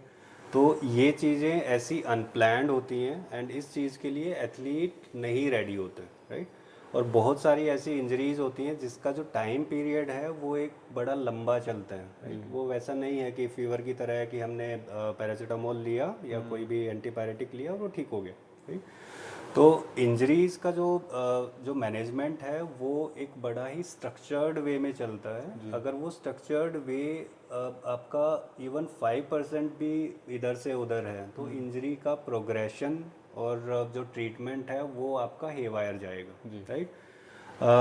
बहुत बाहर ये हमारे पेशेंटों में जो हमने देखे हैं उसमें ये कैसे आता है कि कोई भी एक इंजरी हो गई एंड दे कंसल्टेड समवन और put them to the rest कि रेस्ट कर लो ठीक हो जाएगा। जैसे एक मेरे पास एक टेनिस यंग चैम्प आते हैं एंड ही इज़ अराउंड 12 अभी, तो उनके खेलते टाइम थोड़ा सा पैर में स्प्रेन हुआ एंड उन्होंने एक एक्सरे करा के and consulted one able doctor, तो उन्होंने दिखाया देयर वाज सम एक पार्शियल सा फ्रैक्चर जो कि एक स्ट्रेस फ्रैक्चर जैसा होता है आपकी टो की एक बोन में। तो he was advise almost 6 week का रेस्ट कि आप प्लास्टर लगाओ, 6 वीक का रेस्ट करो They searched online की sports medicine कौन है and they come to me. Then I evaluated and we evaluated कि कितना अभी intensity चल रही थी, कौन से phase में अभी चल रहा है, एंड अभी इसके अलावा क्या क्या चीज़ें हैं जो ये कर रहे हैं, एंड न्यूट्रिशन कैसे चल रहा है, and how affected he is, right, and how motivated he is कि मैं खेल लूँगा, ठीक है, थोड़ा सा ही दर्द होता है बट मैं खेल लूँगा। तो वो सारी की सारी चीज़ें, if somebody is going to the OPD और एक्सरे दिखा के और सिर्फ दवाइयाँ लिख के आ रहा है, तो आप एथलीट को जस्टिस नहीं कर रहे हो, right. I talked to him and their parents for 1 hour and we come to the conclusion कि आपकी जो इंजरी है, जो रेस्ट है, रेस्ट स्पोर्ट्स में नहीं होता है, राइट, आप कंप्लीट रेस्ट नहीं कर सकते, आपको एक रिलेटिव रेस्ट होता है, जिसका मतलब होता है कि जो इंजर्ड पार्ट है उसको उसी टाइम के लिए, उतने ही टाइम के लिए, और जितना भी उसको इमोबिलाइजेशन चाहिए वही दो, बाकी तो बॉडी वर्किंग है, ठीक है, वो आपके ऊपर है कि आप कैसे उसको मॉडिफाई कर रहे हो, राइट, वो आपकी स्किल्स हैं कि आप कैसे और किस चीज़ का यूटिलाइज करके उनको मॉडिफाई करते हो। मैंने I started him on one boot Aircast क्योंकि फुट का था, एंड आस्क्ड हिम कि अपनी फिटनेस आप कंटिन्यू रखो, and after 3 weeks pain was gone, he was happy, he was walking, सब कुछ सही चल रहा था, स्कूल अटेंड कर रहा था, एंड 3 weeks में आई आस्क्ड हिम कि अपने टेनिस पे दैट शैडो प्रैक्टिस तो वो पहले ही कर रहे थे 3 weeks में भी, कि उसके बाद मैं start taking shots, right, but be careful. तो वो 2 weeks के बाद when he came back to me, तो 5 weeks पे वो खेल भी रहा था, उसका कोई पेन भी नहीं था, एंड आफ्टर 1 or 2 weeks, तो टोटल 6 to 7 week में he was at that level जिससे पहले वो इंजर्ड हुआ था, राइट।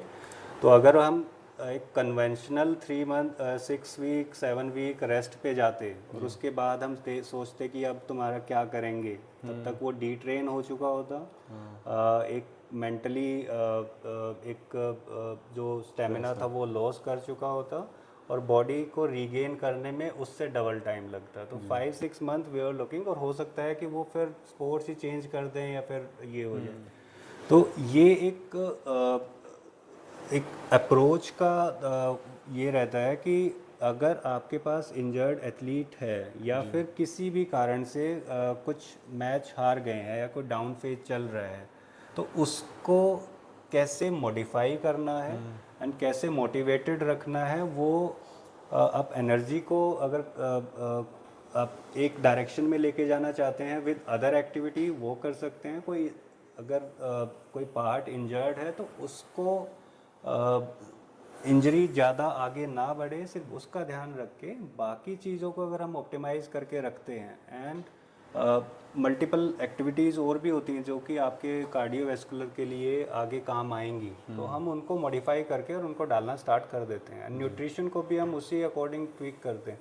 तो जो एथलीट है वो जितने टाइम ट्रेनिंग में था, जितने टाइम वो डिवोट कर रहा था, ही इज़ डूइंग दैट, ठीक है, अपने जो स्पोर्ट्स एरिना है उससे वो दूर नहीं गया है, ही फील कनेक्टेड, न्यूट्रिशन भी कोई ड्रास्टिकली कट या ऊपर नीचे नहीं हुआ है, right, and he is in all the group जो कि वो पहले परस्यू करता था, and he is mobile and is recovering also. So ये एक मॉडिफिकेशन और साइड बाय साइड जो साइकोलॉजिकल सपोर्ट रहता है, ये इंटीग्रेटेड रहता है एक स्पोर्ट्स मेडिसिन की केयर में, कि आप इंजर्ड हो या फिर कोई डाउन फेज जो चल रहा हो उसको टैकल करने के लिए। जी, मेरे को कुछ टाइम पहले एक जने ने सजेस्ट करा था कि कहीं पर अगर इंजरी, मान फॉर एग्जांपल यहाँ पे इंजरी हो गई है, तो इसे ऐसे ही छोड़ दो, इसके आसपास की मसल्स को इतना वो कर दो कि इस पे लोड ही ना आए। हाँ। तो ये सही है, गलत है? ये कुछ एज आई टोल्ड यू कि जो ह्यूमन बॉडी है वो एक बड़ा ही सोफिस्टिकेटेड एक बायोमैकेनिकल मॉडल है, और ये इतना कॉम्प्लेक्स है कि even tweak of a finger, right, is 1000 times calibrated first in the brain, और उसके बाद वो बाहर उस चीज़ को एग्जीक्यूट किया जाता है, राइट। फिर अब अगर हम ब्रॉडर टर्म में जाते हैं कि सपोजिटली कि अगर जॉइंट में दर्द है, यहीं पे है, तो उसको छोड़ दो नहीं होता है, बट ये है कि हाँ उसकी हीलिंग का आप ध्यान रखो, जो आपके क्रॉस करने वाली मसल्स एंड जो टेंडन्स हैं उनको आप स्ट्रेंथन करो, mean don't let the extremity या फिर बॉडी को डी ट्रेनिंग में जाने से, राइट। तो वो एक मॉडिफिकेशन हुई कंप्लीट ओवरऑल। और एक स्पोर्ट्स मेडिसिन में एज वी से कि जो आपकी परफॉर्मेंस है वो भी इंडिविजुअलाइज है। अगर सोलो स्पोर्ट्स खेल रहे हैं, जो मेडल होगा वो एक ही बंदा एक ही गोल्ड लेके आएगा, राइट। तो वैसे ही आपका बॉडी के ऊपर है, इंजरी की ट्रीटमेंट प्रिवेंशन है कि आप अपने एक इंडिविजुअलाइज एक कॉपी हो, आपकी कोई रेप्लिका नहीं है, राइट। आप किसी को रेप्लिकेट करके सेम स्टेप फॉलो करके उस स्टेज तक पहुंच जाओगे, लाइकली है कि ठीक है उसके आसपास पहुंच जाओगे, लेकिन एग्जैक्ट वो पहुंच जाओगे वो नहीं। तो हर चीज़ जो आपके साथ हो रही है, जो इंजरी है, उसका ट्रीटमेंट भी आपके अकॉर्डिंग ही किया जाता है। अच्छा। कुछ हैं जो कि हमारे एथलीट्स हैं, दे कैन कम, वो 2 से 3 हफ्ते, 4 हफ्ते, 5 हफ्ते, 6 हफ्ते हमारे साथ रहते हैं। So we take care of everything, ठीक है। उनका सब कुछ fitness, nutrition and everything is coordinated, और वो 6 वीक के बाद ही is able to play and वो is discharge from our care. But कुछ ऐसे हैं कि ठीक है डिस्टेंस है या फिर नहीं आते हैं, तो एक वीकली कि एक बार आके मिले, तो जो 5 डेज 6 डेज का जो टाइम है उसमें वो उसी के अकॉर्डिंग इंडिविजुअलाइज किया जाता है। ऐसा नहीं होता कि ये पहले अच्छा इसके लिए ये किया था तो यही कर लेना और शायद ठीक हो जाएगा, राइट। तो हाईली इंडिविजुअलाइज केयर स्पोर्ट्स और फिटनेस में चाहिए होती है, और उसी के प्रिंसिपल पे we follow and we get results. तो सर एथलीट जो है वो किस तरीके से इंजरी से बच के रह सकता है? इंजरीज मोबिलिटी एक्सरसाइज करता है वो, तो क्या उसकी इंजरी से प्रिवेंट रहेगा, बचेगा? जो मोबिलिटी की एक्सरसाइज होती हैं वो मोबिलिटी बेसिकली एक फ्लेक्सिबिलिटी वाला पार्ट है, राइट। इंजरी प्रिवेंशन आपका सिर्फ मोबिलिटी या फ्लेक्सिबिलिटी नहीं रहता है। और इंजरी की जो फेसेस हैं, we call them the phases, की टाइप ऑफ इंजरी वो आपकी कभी भी एक जगह पे एक जैसी नहीं होती है। So that can also depend on your strength कि उस पार्ट पे स्ट्रेंथ थी कि नहीं थी, द बैलेंस, द कोऑर्डिनेशन, कि आपके जो नी को चलाने वाली जो मसल्स हैं उस पे एक फायरिंग पैटर्न हुआ and they were able to contract at that time precisely जैसा होना चाहिए, राइट। तो अगर वो इनकोऑर्डिनेशन रहता है वो, और हाँ दैट मोबिलिटी, अगर फ्लेक्सिबिलिटी नहीं है, अगर मसल की लेंथ नहीं है, तो ना तो वो ऑप्टिमली काम करेगी, ना जॉइंट्स को काम करने देगी। तो एक एडिक्वेट स्ट्रेंथ, एक एडिक्वेट पावर, राइट, जो कि स्ट्रेंथ बेस्ड ही होती है, the speed according to sports and yeah flexibility on top, and on top of everything एक recovery कि you are always ready to perform, आप इतने recovered previous वाले effort से हो, right? और एक scheduled program कि what we do for our athletes is कि एक injury prevention एक joint based स्पोर्ट्स बेस्ड होता है या फिर एज बेस्ड होता है, राइट। तो वो एक जनरलाइज्ड है कि ये वाली चीज़ें करने से ये इंजरी नहीं होगी, और उसका भी बेसिस वही होता है कि ये वाली चीज़ें आपकी स्ट्रेंथ, पावर, फ्लेक्सिबिलिटी और इन चीज़ों को कवर करके रखेंगी, तो वी आर श्योर कि इसकी कमी से ये इंजरी नहीं होगी। तो वो सारा का सारा बेसिस इंजरी प्रिवेंशन का वो एक ग्रुप या इंडिविजुअलाइज भी हो जाता है, एंड उसका भी बेसिस वही रहता है कि आपके जॉइंट्स की रेंज, आपकी मसल की स्ट्रेंथ, आपके मसल्स का पावर प्रोडक्शन, आपके reaction to maybe the opponent और ऑब्जेक्ट, आपकी फ्लेक्सिबिलिटी और आपका डिसीजन मेकिंग पावर, और फटीग रेजिस्टेंट आपका मेंटली और फिजिकली आप कैसे हैं। तो उन्हीं पे बेस्ड इंजरी प्रिवेंशन प्रोग्राम हम बनाते हैं और उसी को हम इम्प्लीमेंट करते हैं, और ये सारी चीज़ें कवर करते हैं उसमें। तो सर जैसे आजकल क्या हो रहा है कि यंगस्टर जो है हमारे वो फ़ोन चलाते रहते हैं दिन भर, तो उनकी बैक में दिक्कत है बहुत, आपने देखा होगा केसेस आते हैं बैक पेन में, तो उससे कैसे बच सकते हैं? उससे बच तो नहीं सकते हैं, बट हाँ एडवर्टाइजमेंट में बड़ा अच्छा आता है कि एक बढ़िया सी मैट्रेस हमने बना दी है जो कि बैक पेन ठीक कर देगी। तो ये जो पैसिव मोडालिटीज़ की तरफ जो एक पुश किया जाता है और एक डेलिबरेटली पुश किया जाता है, आपको कोई भी एक ऐसा पैसे लगा के एडवर्टाइजमेंट नहीं देगा कि आपका जो बैक पेन है या ये है, तो इसमें आपकी मसल की स्ट्रेंथनिंग वो ज़रूरी है, क्योंकि पहले भी उसी ने संभाला था और आगे भी वही संभालेगी, राइट। आपकी मैट्रेस आपके पास 24 घंटे नहीं रहेगी, ठीक है। हो सकता है कि सोने में वो थोड़ा सा आरामदायक रहे, आपको नींद थोड़ी अच्छी आ जाए, यू फील गुड, बट वो आपकी बैक पेन को ठीक नहीं करने वाली। हाँ, जो back pain, neck pain mobile से या फिर ये लैपटॉप गेमिंग से जो आता है, वो आपका पोस्चर रिलेटेड होता है, बिकॉज आप एक अननेचुरल पोस्चर में काम कर रहे हैं। आपकी जो पोस्चरल मसल्स हैं वो फटीग हो जाती हैं, आपके छोटे वाली जो मसल्स हैं दे आर इनटू वीकनेस। आप अगर उनको ट्रेन नहीं करोगे तो वो एक्स एंड पेन्स करना स्टार्ट करेंगे, कुछ स्पाज्म में होगी, कुछ वीकनेस में होगी, एंड ग्रेजुअली आपको हो सकता है कि वो एक बैक पेन एक क्रॉनिक बैक पेन में कन्वर्ट हो जाए, neck pain, that can lead to multiple things, right. But ultimately जो एक व्हाट इज़ द क्योर, ये सिर्फ है कि जैसे पहले आप थे, राइट, जिस मसल को जो काम करना था वो muscle at least develop those muscles, develop that posture, और उसके बाद ग्रेजुअली आप नॉर्मल कंडीशन में हो, राइट। पैसिव चीज़ें अप्लाई करना और ये जो हम यूटिलाइजिंग तो नहीं कहूँगा मैं कि कुछ टाइम पे यूटिलाइजेशन या फिर हम कुछ ज़्यादा स्पेंड कर रहे हैं इन चीज़ों पे at the cost of our posture, तो ये जितना हम जल्दी समझते हैं उतना जल्दी ठीक रहता है। अदरवाइज़ देर आर पेशेंट्स की जो कि जब तक हल्का हल्का हो रहा था तब तक ठीक था, कि गरम सिकाई कही कि उसने कुछ बोला कि ये लगा लो उससे ठीक हो जाएगा, या उधर चले जाओ ये ठीक हो जाएगा, बट वो फिर जब इस कंडीशन में आ गया, जैसे घुटने का दर्द हो गया या बैक पेन हो गया, तो वो जब क्रॉस कर जाता है 3 महीने, 6 महीने, 9 महीने, तो फिर एक सेंट्रल सेंसिटाइजेशन पैटर्न स्टार्ट हो जाता है कि दर्द आपका ब्रेन एक अलग तरीके से प्रोसेस करने लग जाता है, राइट। तो वो अगर स्टार्ट हो गया तो there is no easy going back. मैं ये नहीं कहूँगा कि आप बैक नहीं जा सकते, बट ईजिली नहीं जा सकते, राइट। तो डिमांड कई बार पेशेंट की हो जाती है कि बैक पेन जल्दी ठीक हो जाना चाहिए या फिर नी पेन जल्दी ठीक हो जाना चाहिए। वो बस यही एक रहता है कि आप जिस कंडीशन में आए हो, right, that is too worse, ठीक है। जब आपको लैंड करना चाहिए था व्हेन यू कम, तो आपका ये भी जल्दी ठीक हो जाता और आगे शायद ये चीज़ें होती नहीं, राइट, लेट हो गए आने में। तो ये क्लिनिक और जो हॉस्पिटल्स का और जो एक जो माइंडसेट है कि जब आप डिजीज्ड होगे या फिर आपको इंजरी होगी तभी डॉक्टर को दिखाना है।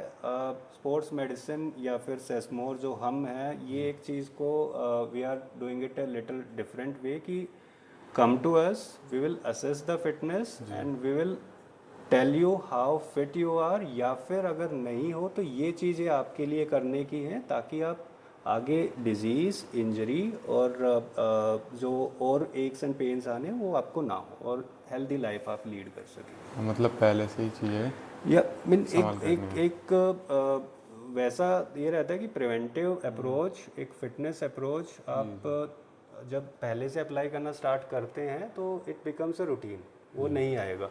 जैसे घुटने का दर्द आपने बहुतों में देखा होगा कि घुटने का गठिया हो गया और गैप कम हो गया, ग्रीस ख़त्म हो गया, हड्डियाँ मिल गई, बहुत सारे नाम वो करते हैं।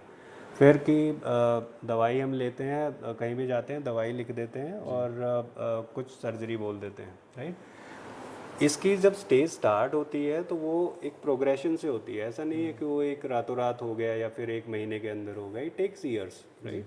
अगर आप उस पेन के साथ या फिर किसी भी सिम्टम के साथ अगर आप 2 साल, 3 साल, 4 साल पहले आते तो ग्रेडेशन पहले होती, उस पर अगर एक एक्टिव जो मॉडिफिकेशन है वो अगर हम स्टार्ट करते तो आपको ना तो वो बैग भर के मेडिकेशन खाने की ज़रूरत पड़ती, ना किसी को आपको सर्जरी सजेस्ट करने की ज़रूरत पड़ती, और ना आपको ये होता कि 4 दिन में कोई मैजिकल ट्रीटमेंट क्यों नहीं हो रही है जिससे कि एकदम से ये ठीक क्यों नहीं हो पा रहा है। तो ये सर हर क्रॉनिक इलनेस के साथ है। अभी नी पेन से बताया, मैंने ये सुना है कि खड़े होकर पानी पीने से नी में पेन होता है, ऐसा भी है?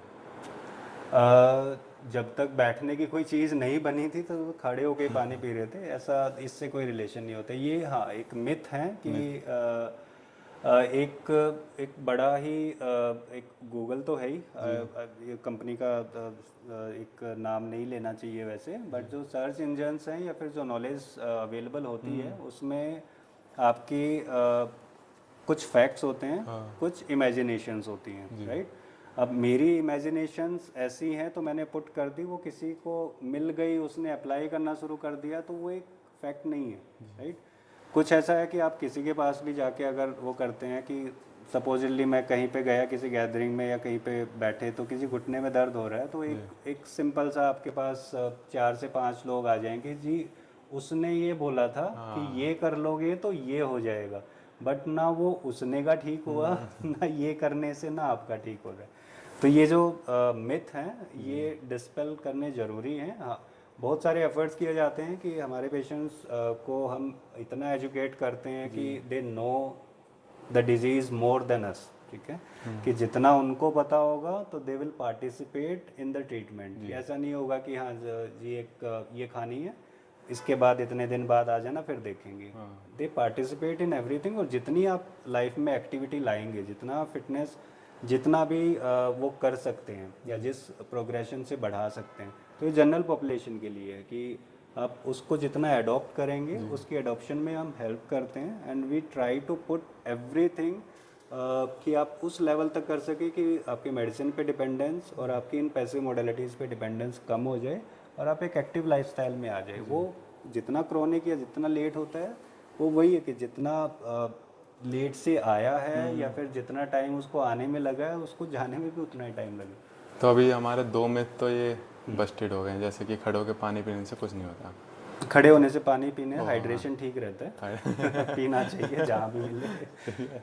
और ये कि 18 से पहले हम जिम कर सकते हैं, कोई दिक्कत नहीं। 18 से पहले जिम कर सकते हैं। वेट एंड जो आप लोड बॉडी पे डाल रहे हो वो बड़ा ग्रेजुअल होता है और वो बड़ा ही एक सपोर्टेड उसमें होना चाहिए। एक तो कि आपके जो आसपास का एनवायरनमेंट है, someone who is coaching you, they should be educated, right. एक बहुत बड़ा एक वो रहता है कि जी उठा लो कुछ नहीं होगा, ठीक है, वो फिर उठा लो कुछ नहीं होगा वाला हमारे पास आते हैं कि ये बैक पेन और एकदम से आपका शोल्डर पेन और ये स्टार्ट हो गए और ये अब ठीक नहीं हो रहा, राइट। तो ऐसे 2-3 मिथ और बता दिए जो मिथ हैं इस वक्त। एक जो बड़ा कॉमन इसमें चलता है कि जैसे कोई जिम कर रहा है या खेलने जा रहा है, जो वीकेंड वॉरियर्स होते हैं, वो करते क्या है कि चलो शोल्डर आपने 6 दिन कुछ नहीं किया एंड संडे को आपने एक बिना वार्म अप के जाके एंड 4-5 शॉट खेले और आपको कंधे में हल्का सा दर्द होने लग गया, राइट। उनके जो फ्रेंड सर्कल है वो कहते हैं कुछ नहीं है, जस्ट हल्का सिकाई करना और ठीक हो जाएगा, ठीक है। तो जो इग्नोरेंस है और जो ये कुछ नहीं है, ये बाद में बड़ा कुछ बन जाता है। तो ये इसको अगर ऐसा कुछ होता है, राइट, एक तो जो भी कोई स्पोर्ट्स खेल रहे हैं, वैसे रिक्रिएशनल हो, फिटनेस वाला हो या कुछ भी हो, तो उसमें आपको एक प्रॉपर वार्म अप लेना होगा। अदरवाइज आप ऐसे वाले एक मशीन को चला रहे हो जिसको एक अटक अटक के चलेगा, राइट। तो उसमें बिना गर्म की गाड़ी। हाँ, तो वो वही कि आपके जॉइंट में जितना फ्लूइड है, जितना एक मोबिलिटी है वो नहीं आएगी। मसल को भी एक पर्टिकुलर टेम्परेचर चाहिए होता है तो उसके एंजाइम्स एक ऑप्टिमम लेवल पे काम कर सके। तो without warm up cool down अगर आप कोई गेम परस्यू कर रहे हैं या फिटनेस परस्यू कर रहे हैं तो उसमें प्रॉब्लम होगी। जिम में या ऐसे कुछ एक्स आते हैं तो गो टू योर डॉक्टर, कहीं भी जा सकते हैं, but if you want to consult a good sports medicine doctor who understand कि हाँ ये आपकी बॉडी वर्क दिस वे और आपको ये इंजरी अगर है तो इसको ये किस लेवल पे है एंड आगे क्या हो सकता है। दूसरा ये आता है कि जैसे हम ये नी के लिए दिखाने के लिए जाते हैं, राइट, और उसमें एक पॉइंट आ जाता है कि हम सर्जरी करवाएं कि नहीं करवाएं, right.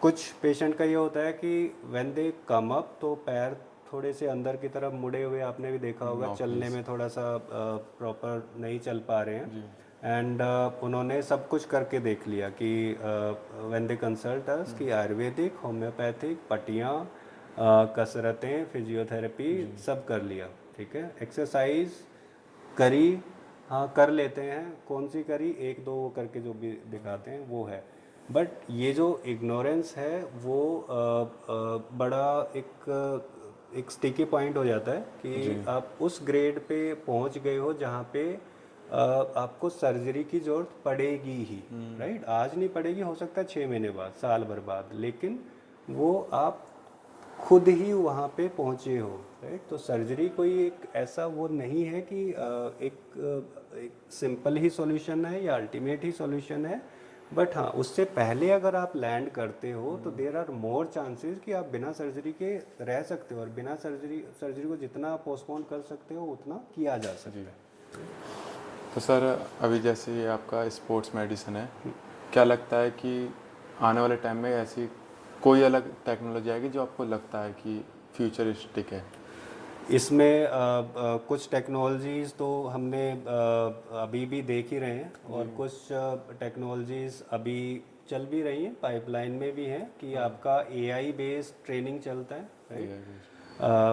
Then you simulate your arena, और उस पर यू जस्ट प्रैक्टिस आपको वीआर पे कि सपोज समवन इज बॉक्सिंग या कुछ स्किल्स हैं जिनको मास्टर करना चाह रहे हैं, तो दैट एनवायरनमेंट इज़ क्रिएटेड, वो सारे के सारे फीडबैक दिए जाते हैं, तो वो एक आर्टिफिशियल बेस्ड, एक इंटेलिजेंस बेस्ड एक मॉडल तैयार करके उनकी ट्रेनिंग की जाती है। दूसरा, आपके स्पोर्ट्स साइंसेस का जो इंक्लूजन है स्पोर्ट्स मेडिसिन में, जो कि एक बड़ा ही एक परफॉर्मेंस के हिसाब से एक सबसे इम्पॉर्टेंट एस्पेक्ट होता है, जो कि एलीट एथलीट मोस्टली सभी इसके थ्रू जाते हैं, कि जो जिस लेवल की फ़िटनेस आपकी अभी है उसको लैब बेस्ड फिटनेस बेस्ड तरीके से वी कैन मेजर, और आपके उस चीज़ को रेप्लिकेट करके वी कैन प्लान कि आपकी परफॉर्मेंस आप यहाँ पे है, रिकवरी यहाँ पे है, and we can enhance it, right?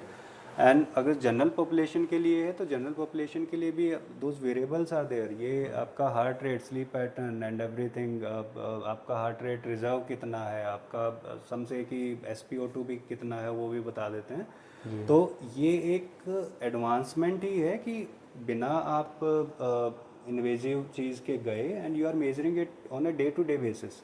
और ये तो एक GPS ट्रैकिंग एंड ऑल, ये तो एथलीट में भी होती है कि you collect the data, you just analyse the data and then see कि what plan will work best for you, या फिर आप किस रिकवरी वाले स्टेट में हैं। तो टेक्नोलॉजी स्पोर्ट्स में, स्पोर्ट्स परफॉर्मेंस में, एंड जितना आपका परफॉर्मेंस के एनहांसमेंट, जो फिजियोलॉजिकल लिमिट्स को क्रॉस करने वाली चीज़ है, या फिटनेस इवन है, तो इंटीग्रेशन साइंस बेस्ड ही रहेगा। It's just the interpretation of those data and how it can work for you, right?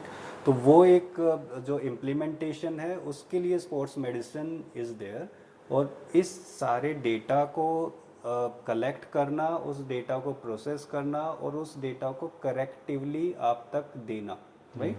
ये एक स्पोर्ट्स मेडिसिन का एक होल सोल पर्पस है। आपकी किसी भी इंजरी को हम पहले से मे बी आपके बेस्ड ऑन रिकवरी, आपके स्ट्रेस लेवल, आपके हार्ट रेट वेरिएबिलिटी के उससे वी कैन एनालाइज कि हाँ, आप इस दिन इतना ट्रेन करने के लिए रेडी नहीं हो, राइट? आपने थोड़ी सी ट्रेनिंग स्टार्ट की, आपका हार्ट रेट शूट करने लग गया, दैट मीन्स आप रिकवर्ड नहीं हो, राइट?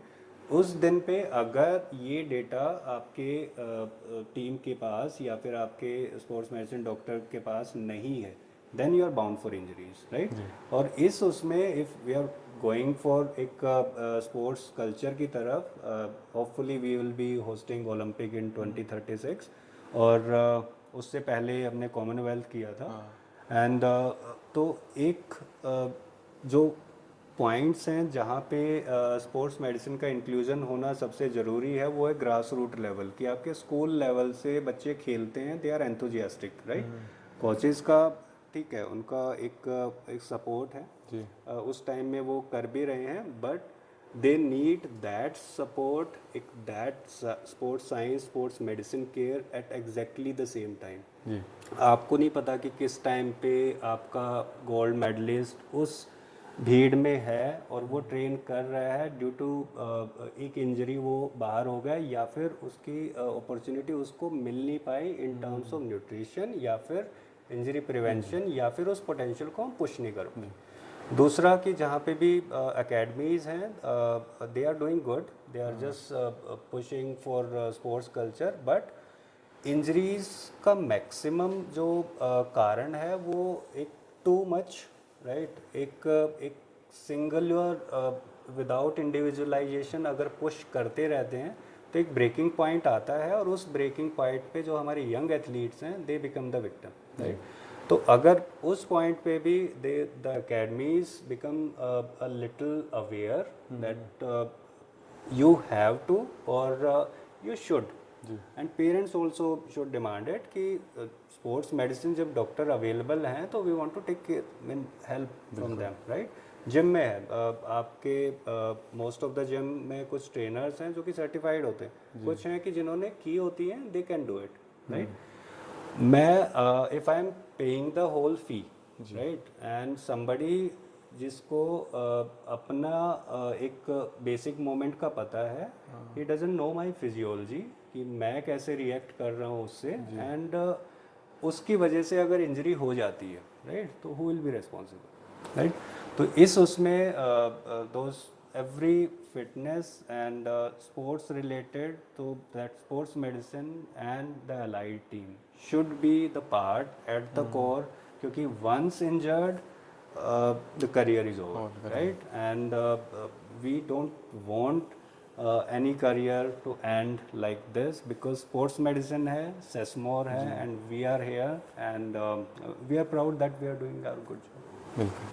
तो सर मैं बहुत टाइम से जानना चाहता कि एक डॉक्टर की मंथली सैलरी कितनी होती है और उसे क्या क्या पर्क्स मिलते हैं गवर्नमेंट की तरफ से?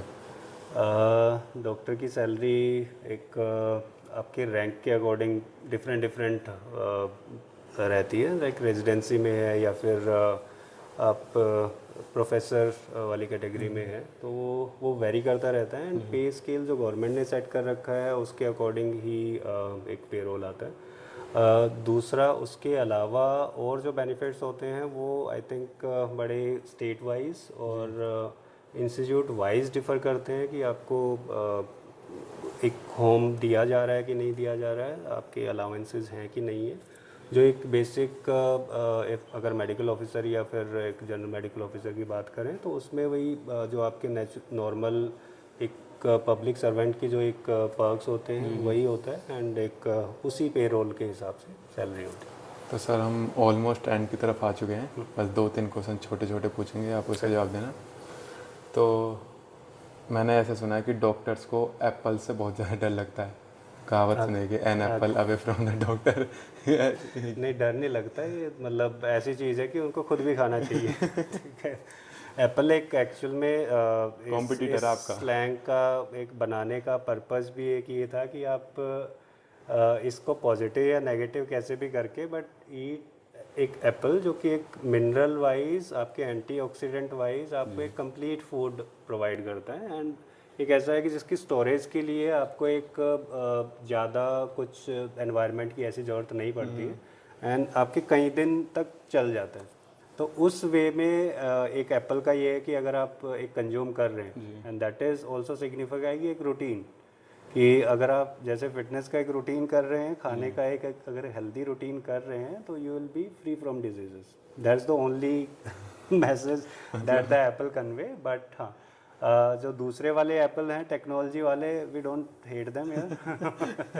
कोई कंपटीशन नहीं है एप्पल के साथ। Most welcome always.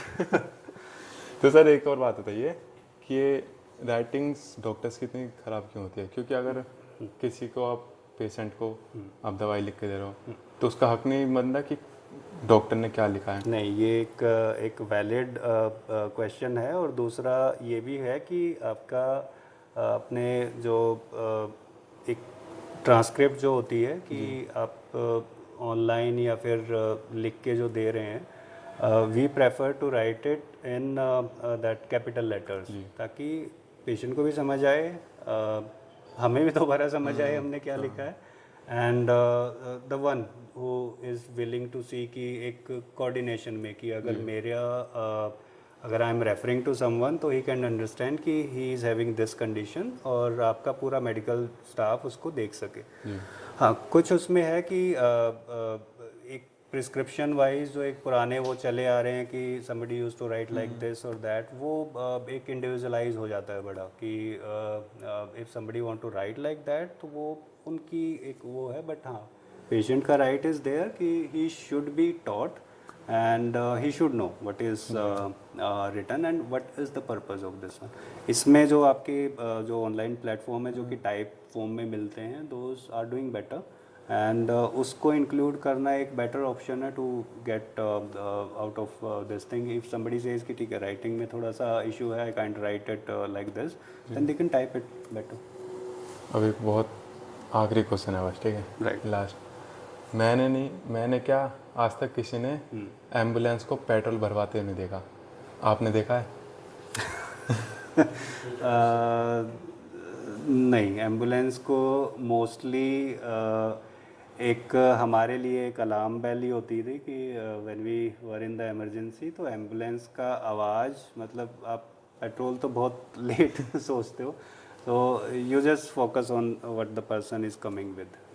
तो एक हमारे लिए होता है कि इट शुड ब्रिंग समवन जिसको हम एक अच्छी ट्रीटमेंट दे सके and the person should be saved. So एक वो रहता है, बाकी नहीं पेट्रोल वाला नहीं देखा. आपने भी नहीं देखा? किसी डॉक्टर ने नहीं देखा? नहीं. मिस्ट्री है ये. तो ये एक काइंड ऑफ फॉलो अप करने वाली चीज़ है कि टाइम निकाल के वी शुड गो. वो तो भेजना है खींच के. ठीक है. बाकी स्पोर्ट्स एंड एक स्पोर्ट्स मेडिसिन जो एक फील्ड है वो आपकी एक स्पेशलाइज्ड सुपर स्पेशलाइज्ड ब्रांच है जो कि आपके स्पोर्ट्स पर्सन के injury prevention, performance enhancement, nutrition and everything is covering and even the making them the more advanced person of themselves. दूसरा कि why only for sports person, इसमें सिर्फ sports person के लिए नहीं है. we are seeing more person जो कि मैराथन के लिए या फिर वीकेंड वॉरियर स्पोर्ट्स के लिए फिटनेस का एक पुश आ रहा है and that's good thing. So उसमें we assist fitness wise and कई बार ऐसा होता है कि they pursue this thing without knowing कि इसके लिए what they require and what is the right time to consult someone, और किसको कंसल्ट करें, तो किसको के लिए वी आर देयर, राइट.